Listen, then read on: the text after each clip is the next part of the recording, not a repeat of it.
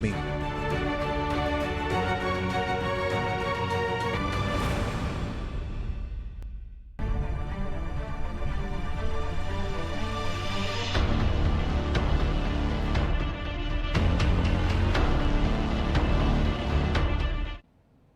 नमस्कार, स्वागत है आपका विशेष में। मैं हूं आपके साथ पारुल। आज 1 दिसंबर है, यानी कि वर्ल्ड एड्स डे।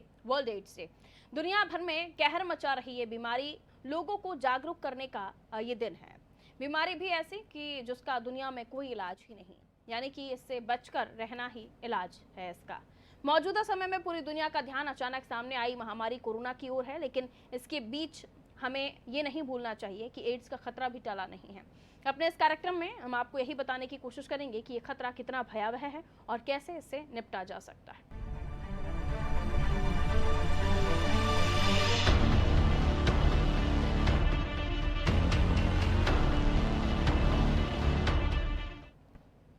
एड्स यूं तो वैश्विक बीमारी है, लेकिन इस कार्यक्रम में हम अपनी चर्चा को सिर्फ मध्य प्रदेश पर केंद्रित करना चाहते हैं। तो हम आपको बता दें, 3 साल में हजारों नए मामलों के साथ देश में एड्स के कारण मौत की नींद सोने वाले टॉप 10 राज्यों में मध्य प्रदेश शामिल हो चुका है। राजधानी भोपाल समेत मध्य प्रदेश में एचआईवी एड्स पीड़ित मरीजों की संख्या में लगातार इजाफा देखा जा रहा है। हैरानी की बात यह है कि अन्य राज्यों की अपेक्षा एड्स के मरीजों को सबसे बेहतर इलाज देने वाले मध्य प्रदेश में एड्स से पीड़ित मरीजों की मौत के मामले भी तेजी से बढ़ रहे हैं। और ये फैक्ट जानकर आप हैरान भी रह जाएंगे। जी हाँ, इन सालों में 15,000 से ज्यादा नए एचआईवी पॉजिटिव मामले सामने आए हैं। वहीं एचआईवी पॉजिटिव 2700 लोगों ने दम भी तोड़ दिया। केंद्रीय स्वास्थ्य एवं परिवार कल्याण मंत्रालय की रिपोर्ट में खुलासा हुआ है। हालांकि रिपोर्ट में खुलासा भी हुआ है कि मध्य प्रदेश देश का ऐसा राज्य है जहां एचआईवी संक्रमण को रोकने के लिए अन्य राज्यों से बेहतर प्रयास किए जा रहे हैं। लेकिन इसके बावजूद यहां न केवल एड्स पीड़ितों की संख्या में लगातार इजाफा हो रहा है, बल्कि पॉजिटिव मरीजों की मौत के मामले में भी तेजी से इजाफा हो रहा है। हमारी एड्स निरोधक मुहिम पर सवाल खड़े कर रहे हैं। हम पिछले साल यानी कि 2019 तक के ही आंकड़ों की चर्चा करें तो मध्य प्रदेश में 4,986 एचआईवी पॉजिटिव मरीज सामने आए थे। लगभग 1,500 मरीज इस मामले में बड़े हैं। Madhya Pradesh ads control society के पास 64,987 मरीज जो है रजिस्टर्ड हैं। हालांकि माना यह भी जा रहा है कि आंकड़े बड़े भी हो सकते हैं। आज भी 30 से 40% मरीज निजी अस्पताल में ही इलाज के लिए जा रहे हैं। कई लोग अपनी पहचान नहीं बताना चाहते। मानवाधिकार और निजता के अधिकार के कारण भी डॉक्टर्स निजी सेंटर पर इनका इलाज करते हैं। ये वो लोग हैं जो रिकॉर्ड पर नहीं आना चाहते। जहां तक कि इलाज की बात है तो इलाज पर खर्च की बात हो, और हर माह 1,500 से 5,000 रुपए का इलाज का खर्च होता है, इसलिए समृद्ध लोग सरकारी सेंटर्स पर नहीं जाते। सबसे ज्यादा एचआईवी के मामले मालवा निमाड़ क्षेत्र से हैं, पंजीबद्ध हुए हैं। मतलब साफ कि एड्स को लेकर जो सरकारी आंकड़े हैं, हालात उससे भी भयावह है।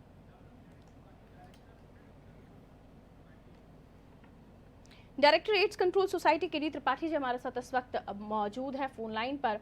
केडी जी, स्वागत है आपका नादी टीवी में। जी नमस्कार। डॉक्टर केडी त्रिपाठी, एड्स को लेकर हम बातचीत कर रहे हैं। आज तारीख 1 दिसंबर और आज ही के दिन वर्ल्ड एड्स डे लोग इस दिन को मनाते हैं, वो भी इसलिए कि लोगों में जागरूकता लाई जा सके इस बीमारी को लेकर, इसके कारणों को लेकर और इससे कैसे बचा जा सकता है इसको लेकर। लेकिन जिस तरह के आंकड़े मध्य प्रदेश में सामने आ रहे हैं, कहने को तो मध्य प्रदेश में अच्छे प्रयास हो रहे हैं एड्स को रोकने के लिए, लेकिन जो आंकड़े सामने आ रहे हैं और वो भी उनमें कई ऐसे हैं जो रजिस्टर्ड ही नहीं हुए, लेकिन जो रजिस्टर्ड ही है वो भी चौंकाते हैं कि इतने प्रयास होने के बावजूद भी मध्य प्रदेश टॉप 10 स्टेट्स में रह चुका है एड्स के मामले में। कैसे देखते हैं आप इसे? हर साल ये सर्विलेंस होता है जिसमें जो संक्रमित हैं पूरे प्रदेश में, पूरे देश में उनकी संख्या का आकलन होता है, और ये कार्य नाको के गाइडेंस में सर्विलेंस के द्वारा किया जाता है। और इन आंकड़ों के अनुसार एड्स के जो मरीज हैं, एड्स के संक्रमित की संख्या है वो साल दर साल लगातार कम हो रही है। ये बात बिल्कुल सही है कि संक्रमित अभी भी पाए जा रहे हैं, लेकिन इस पर लगातार कार्य हो रहा है और इनकी संख्या लगातार कम हो रही है। नहीं, लेकिन सर आंकड़े जो है वो 2019 तक के आंकड़े अगर हम उस पर चर्चा करें तो मध्य प्रदेश में 4,986 एचआईवी पॉजिटिव मरीज सामने आए हैं। तो ये कम तो नहीं है सर? ये नहीं, बिल्कुल सही है, लेकिन जब हम तुलना करेंगे इसको आज के 10 साल पहले से, तो ये जो संक्रमण का दर है ये कम हुआ है। ये बिल्कुल सही बात है कि ये जो संक्रमण है वो समाप्त नहीं हुआ है, और इसीलिए यूएन एड्स ने और वर्ल्ड हेल्थ ऑर्गेनाइजेशन ने 2030 तक संक्रमण को पूरी तरह समाप्त करने का लक्ष्य रखा है, और उसी दिशा में, उसी लक्ष्य को ध्यान में रखते हुए लगातार काम हो रहा है। ये बिल्कुल सही है कि अभी बहुत काम होना बाकी है। चूंकि सर ये ऐसी बीमारी है जिसका कोई वैक्सीन नहीं है, कोई ऐसा पुख्ता इलाज नहीं है कि इसके बाद हम कहें कि ये खत्म हो जाएगा। इससे बचना ही एक इलाज है। लेकिन ऐसे में जब हम इलाज की बात कर रहे हैं और लोगों को भी जागरूक करने की बात कर रहे हैं, तो ये क्योंकि इस बीमारी के बाद काफ़ी ज़्यादा चेंजेस बॉडी में होते हैं, वीक होना और भी कई सारे चेंजेस होते हैं बॉडी में। तो अभी आंकड़े जब बढ़ रहे हैं और अभी तक वैक्सीन नहीं है, कोई दवाई नहीं है हमारे पास, तो उसे कैसे आप दर्शकों को समझाना चाहेंगे कि जो आंकड़े बढ़ रहे हैं उसके पीछे आप कारण क्या देखते हैं? जाहिर है एक कारण तो है जिसकी वजह से लोग अपने नाम भी छुपा लेते हैं, लेकिन उसके अलावा भी और कई कारण हैं। मैं आपके माध्यम से ये बताना चाहता हूँ कि पूरे प्रदेश में जो हमारे सरकारी अस्पताल हैं उनमें ART केंद्र स्थापित हैं, जिनमें इन संक्रमित मरीजों के, HIV मरीजों का इलाज की व्यवस्था है। समस्या ये है कि हम सारे जो संक्रमित हैं उनको हम टेस्टिंग के माध्यम से चिन्हित नहीं कर पाए हैं, और यही समस्या की जड़ है। किंतु लगातार इस स्थिति में परिवर्तन हो रहा है, और लगातार टेस्टिंग के अभियान और लगातार जन जागरूकता अभियान से हमारे नए नए संक्रमित जो है हमारे जानकारी में आ रहे हैं, और हम उनको ART केंद्रों तक पहुंचा रहे हैं, और इस तरह से उनके इलाज की पूरी व्यवस्था की जा रही है। और ये पूरा इलाज ART केंद्रों में पूरा इलाज निःशुल्क है, इसमें मरीज से कुछ भी नहीं दिया जाता।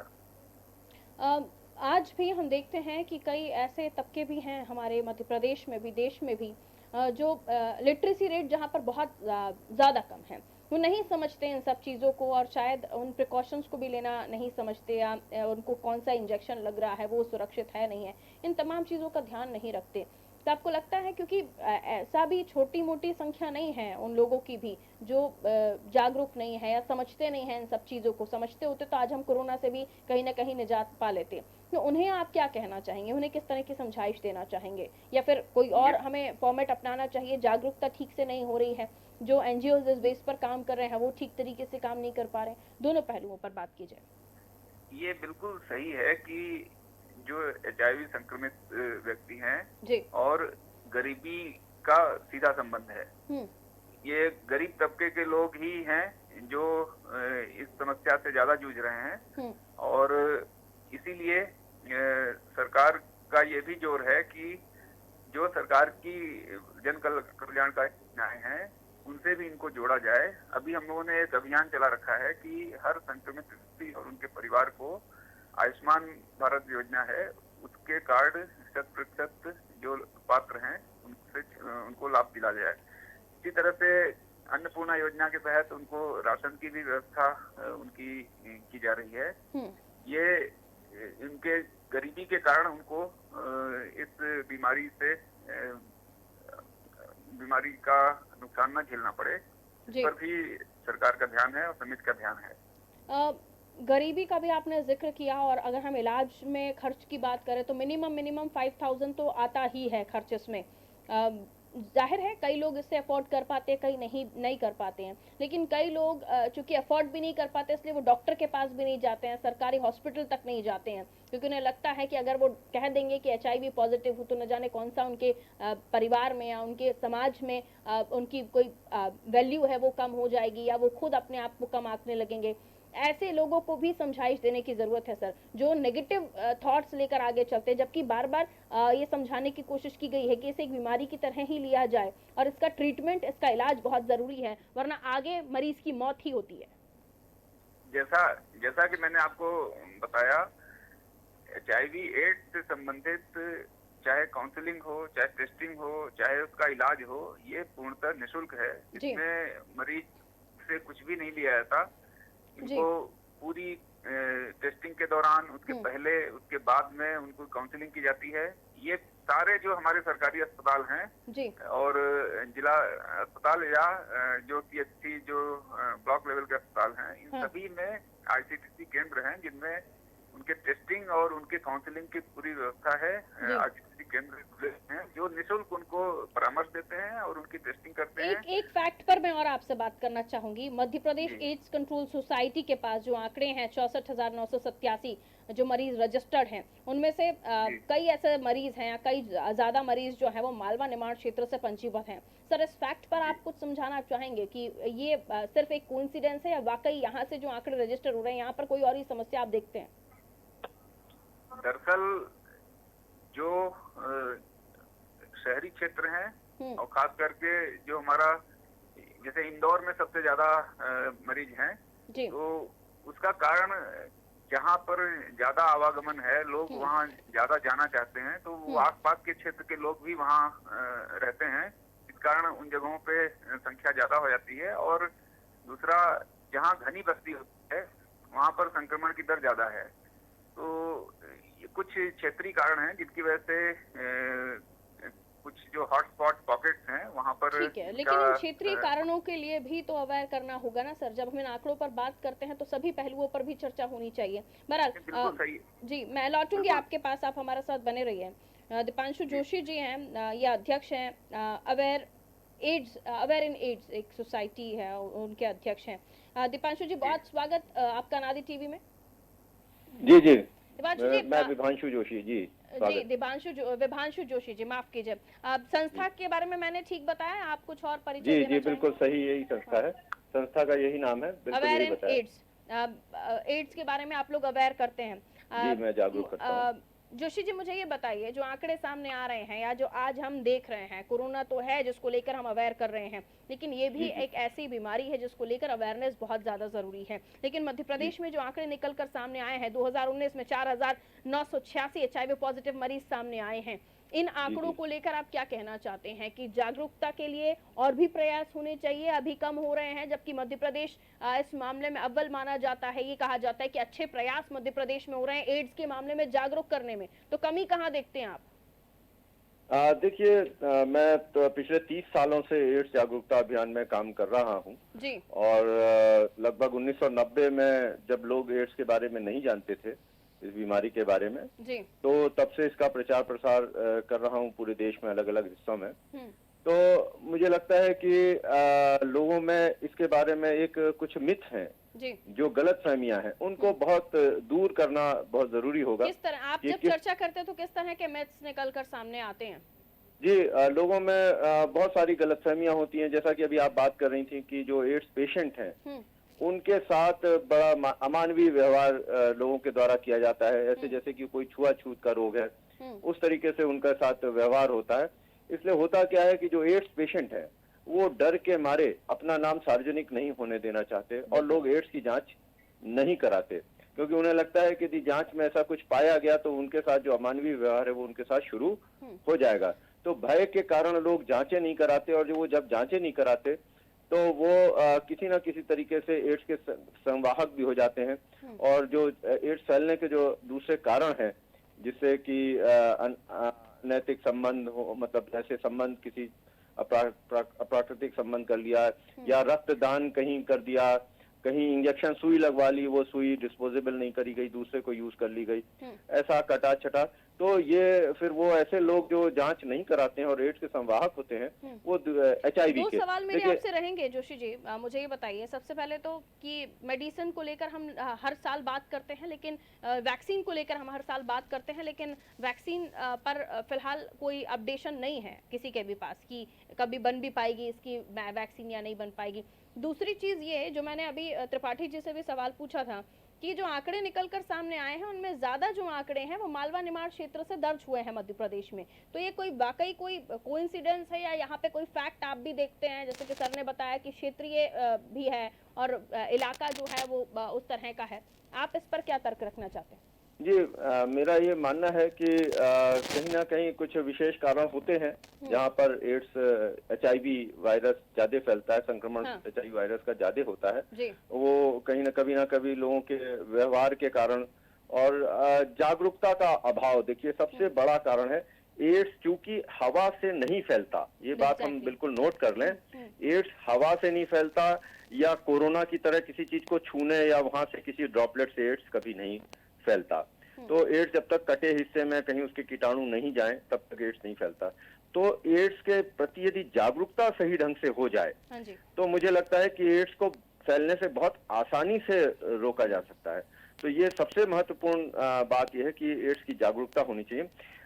मैं पारुल जी एक बात जरूर महत्वपूर्ण कहना चाहूंगा जो आज के संदर्भ में, आप यदि अनुमति दें तो मैं आपसे कहना चाहूंगा कि ये जो कोरोना का खतरा जिस तेजी से देश में दुनिया में बढ़ा है, तो इन परिस्थिति में जो एचआईवी और एड्स के जो पेशेंट हैं उनके प्रति हमें बहुत सावधान रहना होगा। बहुत सही कहा सर आपने, बहुत, क्योंकि देखिए जैसा कि मिस हो गया था, ये भी मानते हैं हम कि हम कोरोना के बारे में चर्चा कर रहे हैं, लेकिन ऐसे पेशेंट जो अस्थमैटिक हैं उनके बारे में भी हम चर्चा कर रहे थे, जिन्हें लंग्स की प्रॉब्लम है उनके बारे में भी हम चर्चा कर रहे थे, हमने कैंसर तक के पेशेंट्स को लेकर भी बात की। लेकिन ये पेशेंट्स जो सबसे ज्यादा संवेदनशील मुद्दा है देश का, क्योंकि इसको भी हम उसी नजर से देखें कि इसकी भी वैक्सीन नहीं है, जैसे अब तक हम कोरोना को लेकर वैक्सीन कर रहे हैं।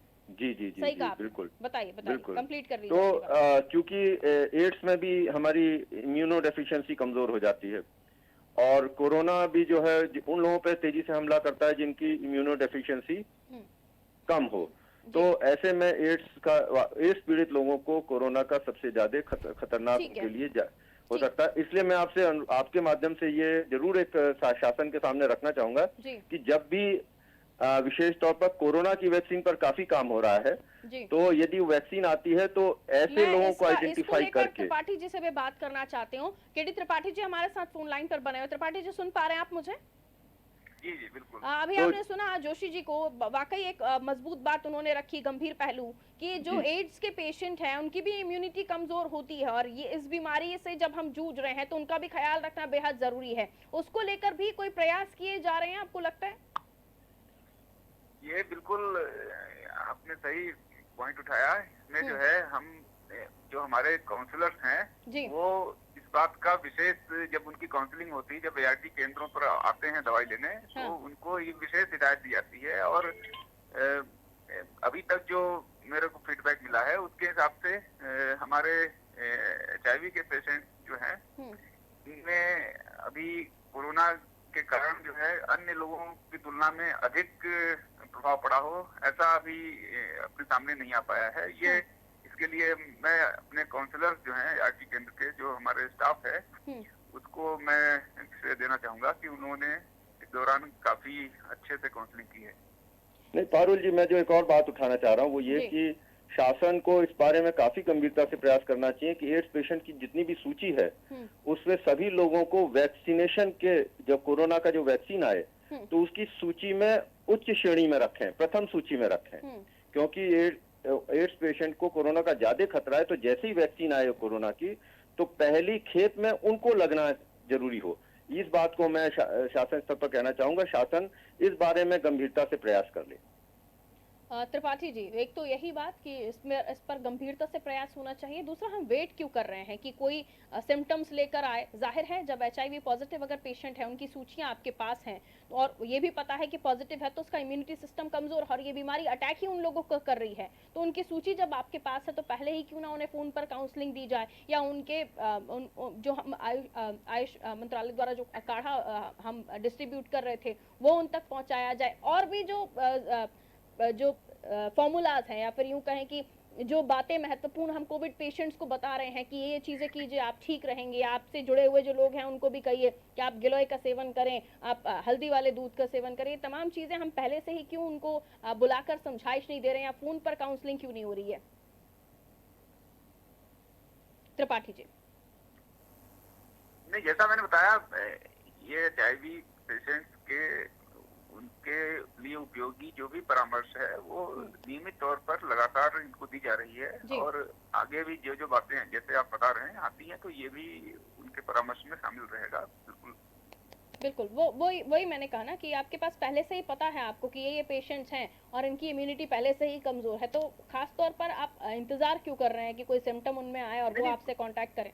इंतजार कोई नहीं कर रहा है, हमको लगातार परामर्श, ये केंद्र सतत कोरोना के दौरान भी जब सारी व्यवस्थाएं छिन्न भिन्न हो गई थी लॉकडाउन के दौरान, उस दौरान भी वैकल्पिक तौर पर इनकी काउंसलिंग और उनके जो है मेडिसिन और उनके सारे जो त्रिपाठी जी, अभी भी जोशी जी ने कहा कि वो 30 साल से इस समस्या को लेकर जागरूकता अभियान चला रहे हैं, लोगों से बातचीत कर रहे हैं, लेकिन उसके बावजूद भी हम बार बार जो डिस्कस कर रहे हैं कि लोगों को HIV एड्स अपने आप नहीं आता है, कहीं आपकी कमियां होती हैं, कहीं आप ऐसी चूक कर देते हैं जिसकी वजह से वो आपकी बॉडी में एंटर कर जाता है, तो उसको लेकर अभी भी जागरूकता की जरूरत है। तो क्या फिर से कैंपेनिंग होगी कुछ ऐसे प्लेटफॉर्म्स पर या नुक्कड़ नाटक या कुछ ऐसे मैसेजेस के जरिए उन्हें समझाया जाएगा, खासतौर पर उन ग्रामीण अंचलों में जहां तक पहुंच ही नहीं पाते लोग? आपने भी कहा और मैं भी इस बात को दोहरा रहा हूँ कि जब समस्या बहुत ही विकराल होती है तब तो हमारा सबका ध्यान उस पर जाता है, लेकिन जब समस्या कुछ कम हो जाती है और समाप्त नहीं हुई होती तो हमारा ध्यान उससे हट जाता है। एड्स के बारे में वही स्थिति है कि समस्या जो आज के 15 साल पहले या 20 साल पहले जो थी उससे तो काफी कम हो गई है, लेकिन वो समस्या समाप्त हुई नहीं है। लेकिन हमने ये मान लिया कि जो है एड्स लगभग समाप्त हो गया है, जिसके कारण अब जो बचा हुआ जो एड्स का काम है उसमें जागरूकता की कमी आ गई है। तो हमारा आपका सबका यही दायित्व होना चाहिए, आपके चैनल के माध्यम से भी मैं इस बात को जोर देना चाहूंगा कि अभी एड्स की जो बीमारी है इसका खतरा गया नहीं है, अभी ये मात्र कम हुआ है।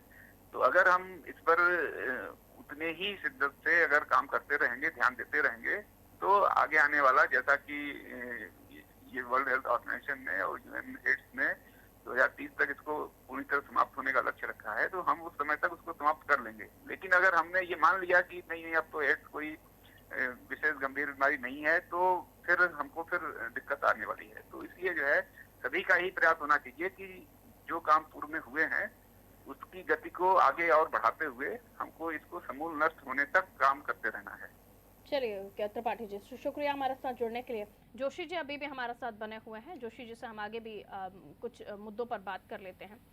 Joshi ji, aware in ads, जाहिर है आपका काम ही है अवेयरनेस फैलाना, तो क्या पर्टिकुलर एरियाज का आप चयन करते हैं या पर्टिकुलर टारगेट आपके जो लोग हैं जो सुनते हैं आप लोगों को, या जो आपके अवेयरनेस के कैंपेन्स होते हैं उनमें आप लोगों का चयन करते हैं? किस तरह से आपके कैंप संचालित होते हैं? क्योंकि ये पूरी ही बीमारी की जड़ जो है जागरूकता की कमी होना, यही है। बिल्कुल ठीक कह रहे हैं पारुल जी। लगातार आप त्रिपाठी जी से सवाल कर रही थी जागरूकता के लिए। जागरूकता में जो हमारा अवेयरनेस का जो प्रोग्राम होता है उसमें हमारी कोशिश रहती है कि अब वो जमाना गया कि लोग कुएं में जा।